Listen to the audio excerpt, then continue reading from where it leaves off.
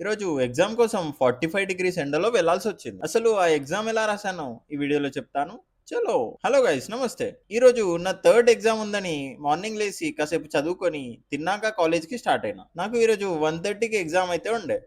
అందరికీ ఎగ్జామ్స్ అయిపోయినాయి కాబట్టి అందరూ ఇంటికి పోతున్నారు. ఇక ఈరోజు ఎగ్జామ్‌కి నేనైతే ఏం చదవకపోయినా ఫుల్ కాన్ఫిడెన్స్‌తో వెళ్తున్నా. మా థర్డ్ ఇయర్ వాళ్ళకి అందరికీ ఎగ్జామ్ ఉండడం వల్ల చాలా రష్ అయితే ఉండే. ఇక ఎగ్జామ్ ఎలా రాయాలి అని ఆలోచించుకుంటూ అయితే పోతున్నా. అయినా మా ఎగ్జామ్ ఎంసీక్యూస్ అనమాట. సో, ఎక్కువ టెన్షన్ పడాల్సిన అవసరమే లేదు. ఇక ఫైనల్లీ కాలేజ్‌కి రీచ్ అయినా.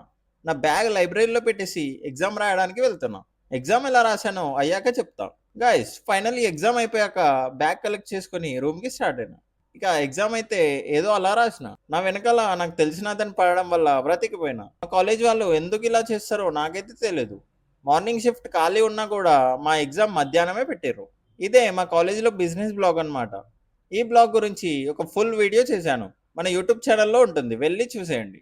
మా కాలేజీలో ప్రతి బ్రాంచ్‌కి ఒక సెపరేట్ బ్లాగ్ అయితే ఉంటది. ఇలా మీ కాలేజీలో కూడా ఉంటదో లేదో కామెంట్‌లో చెప్పండి. ఫైనల్లీ రూమ్‌కైతే వచ్చిన. ఇలాంటి ఇంకా మంచి మంచి వీడియోస్ అయితే చేస్తా. మీరు మన పేజ్‌ని ఫాలో చేసి సపోర్ట్ చేయండి. ఈరోజు వ్లాగ్ అయితే ఇంతే. నెక్స్ట్ వ్లాగ్‌లో కలుద్దాం. చలో బాయ్.